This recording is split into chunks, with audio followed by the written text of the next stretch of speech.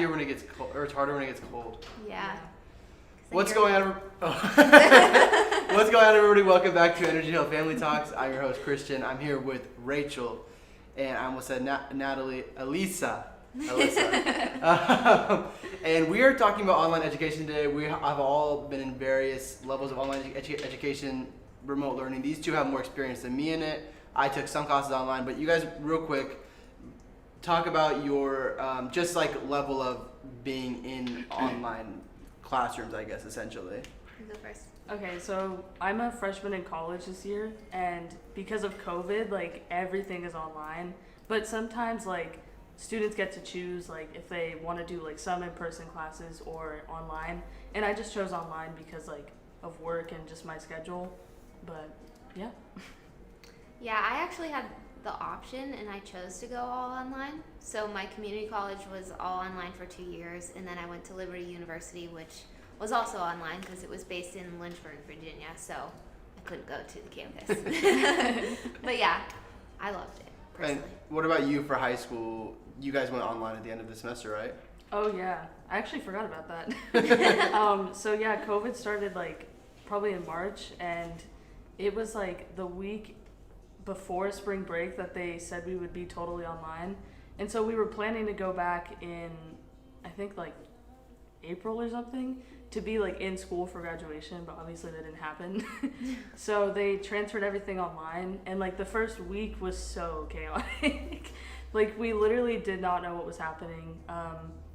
The teachers, I think they tried as hard as they could, like, trying to figure it out themselves because everyone was so new to it, but I think after, like, 2 weeks, everyone adjusted pretty well, so.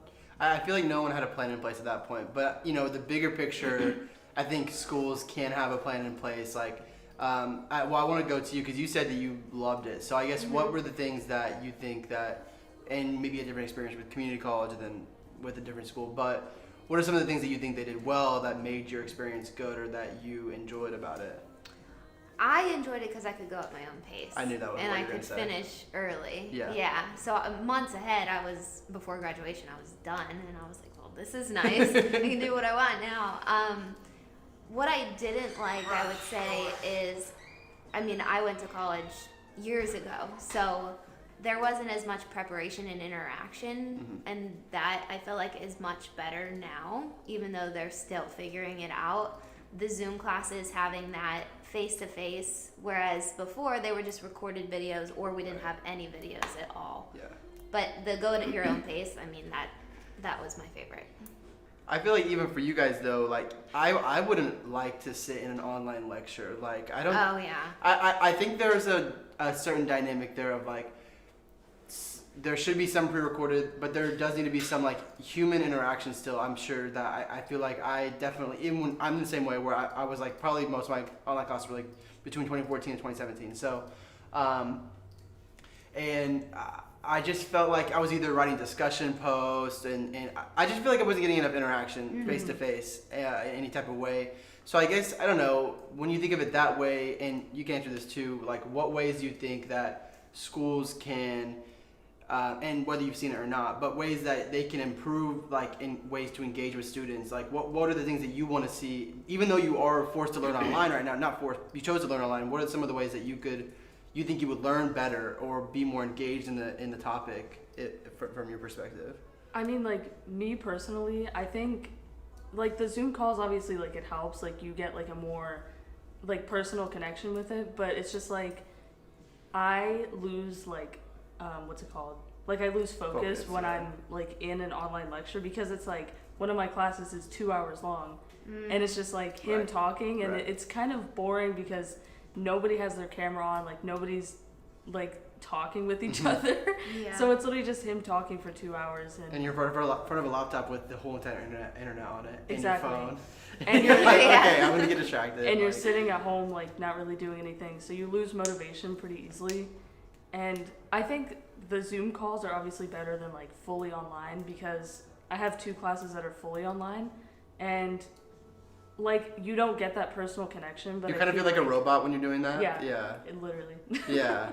So I feel like, yeah, we've definitely improved, but I think there's I think one thing that a lot of you don't have the potential. Like, okay, when you're in in-person class, you can work on like group projects, and you get to. I think that's one of the best parts about college is working with your peers and like hearing their ideas and being able to expand on their ideas and them expanding on your ideas. And I think that you can kind of definitely lose that connection in online learning. And I know that, we, I don't know how much I should have talked about anything, but we do have a client who does very well with online learning. And by keeping these connections between students and teachers, and I think that's a thing of like making sure they have projects that they can still work on together, even when they're at home, even if some kids are at school and some kids are at home. Still allowing those connections and that's the best way to keep students engaged, because that's what I think students want the most, is to work with the people who are their age. And in terms of lectures, I think that video is the way. Doing live video is probably the way to go, but you can still produce lectures to just watch before the class, and then the lecture time when it is face to face, you can actually be engaging and not just presenting the information to get people distracted. Based. Yeah, right. Yeah. Exactly. Yeah, and you made me think of that when you were talking about how everyone has their camera off and no one's engaging. It's like, no one wants to listen to professor talk for 2 hours, and maybe they can. Like, the professor should have some sort of lecture or some sort of notes that you need to know this. This is exactly what you need to know. But does everyone need to consume that content at the same time in the classroom on Zoom at the same time? I don't really think so. Probably not. So I think that's one thing that can be improved on, like just the lecture model of lectures are boring, and they're even more boring when they're online and you're on your phone and you have all the distractions in front of you. So I don't know. Do you have any ideas for how things can improve based on what you hear from Rachel's experience? I think definitely, I agree. Like if they would record ahead of time and then have the Zoom calls be more interaction, asking questions, just maybe even like debating back and forth or something that is engaging. Yeah. But also I think in terms of feedback from professors, I lost connection feeling like I didn't have direction, whereas the Loom videos that we have now where you can record your screen, the professor could be in the bottom walking you through feedback of your essay or something, would allow you to take away more than just here's your grade. Yeah, exactly. And it's surprising because one of my teachers, it's my English professor, he does that. Like he goes through a summary lecture and it's like 10 minutes and we take notes on it, and then you get like a clear plan of what he wants you to do versus my 2-hour Zoom class where he's just talking for 2 hours and you're just like, I don't know what's happening. Yeah, for sure.